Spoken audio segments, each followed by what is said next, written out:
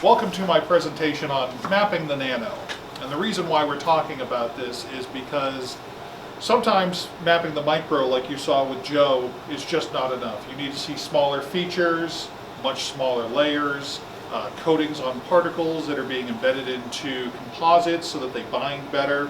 There's all sorts of mechanical reasons why you would want to look on a much finer scale than you can see with typical bulk EDS. And this is just an example of a total structure with 5 or more layers that's only a micron thick. And in a typical bulk mapping scenario, that would all just be one data point because everything would blur together. And here you can see that we have, that's an example we'll work through later. You can see that there's a lot more resolution that can be attained. So why do you want to map on the nano scale? You might want to be looking at defects, for instance, in this layer here or in this structure. You might want to be making sure that it was made with the right materials. And again, these layers are somewhere between a few hundred nanometers or 50 nanometers up to a couple tenths of a micron. You might be trying to reverse engineer a product to see how somebody else made theirs. You might be doing a failure analysis on why a part failed under use, or just some research and development. And again, there's multiple applications. I mentioned there's plating, semiconductors, optical coatings for lenses. There's also medical devices that have a lot of the same types of features as semiconductors and platings.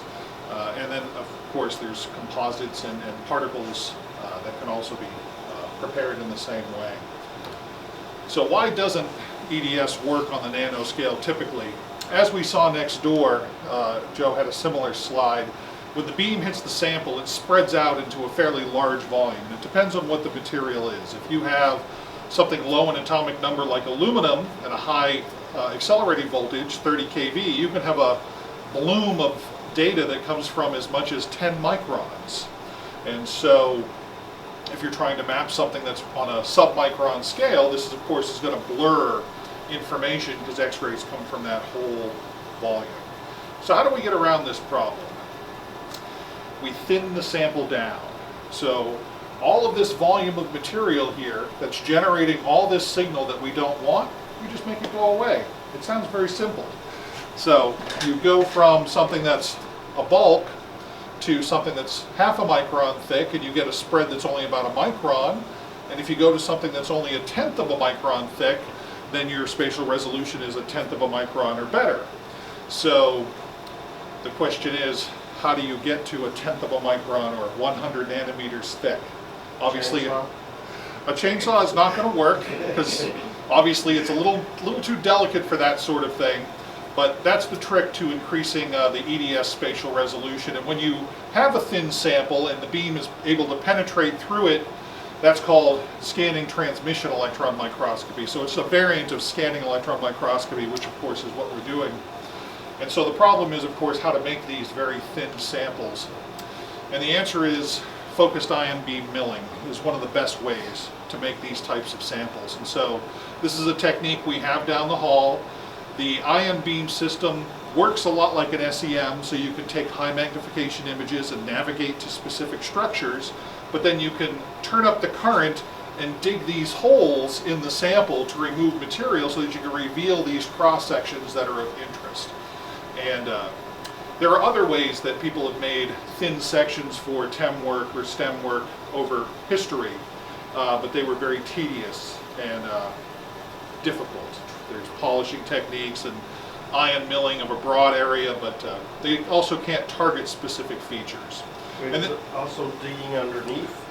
We'll get to that. Oh, sorry. But no, you're absolutely correct though, because that does have to come out. So it's a multi-step process. So first you do your sectioning from two sides to get a thin little freestanding brick.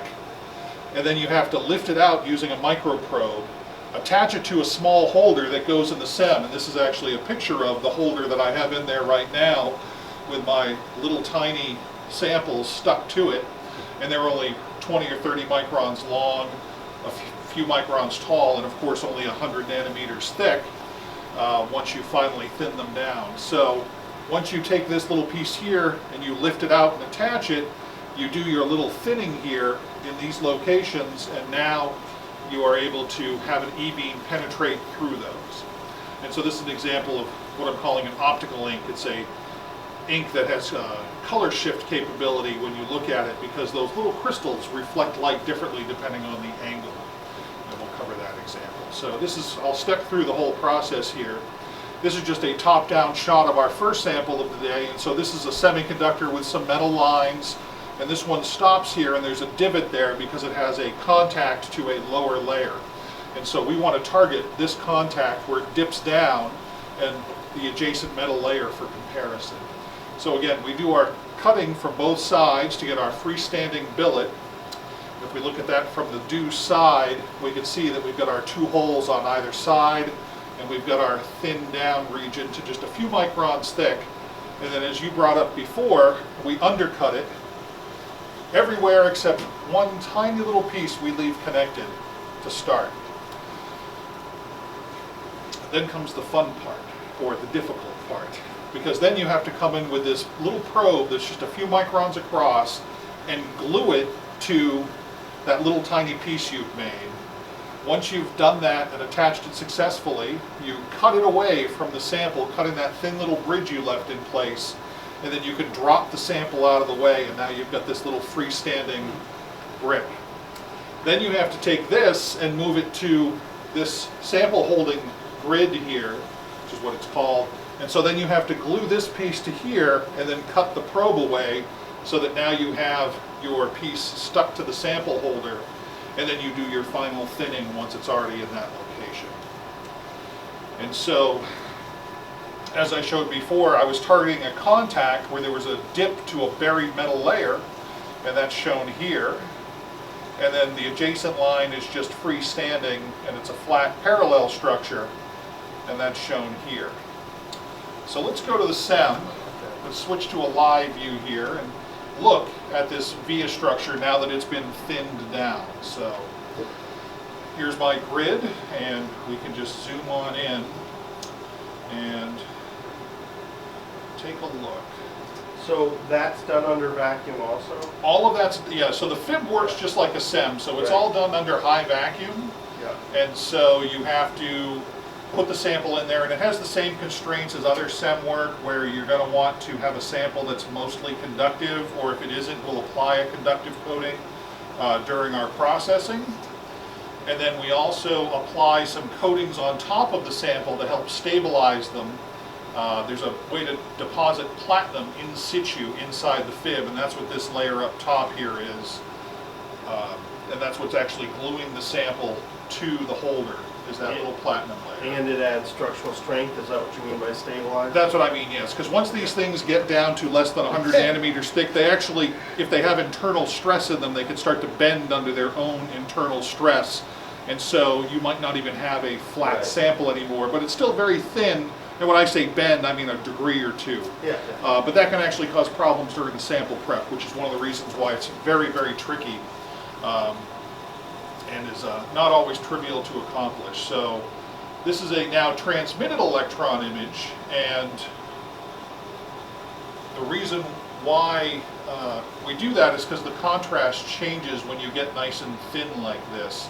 So here, higher atomic number materials are darker because they stop the electron beam from transmitting as well. So my metal on top is very dark, and then there's a dark line on top and bottom of each of these structures, as well as some other lighter colors. So there's clearly a very big mix of materials in here. So is that via normal to the beam, or so Yes. is the sample? Yes. Here's the via Yeah. right here. So the beam is coming down this way. So I've cut the sample so that the via is now just a thin slice. Okay. And then you turn the whole thing That's what sideways. that's what I'm trying to say. And so the beam is coming normal to the face of the cut, Okay. or parallel to the substrate. All right. Yep. So now we've got this very interesting structure here where we've got the via that's making contact to this run right here, and then we've got this straight metal line that was coming into and out of the page in the original sample, and of course is now just a thin little structure.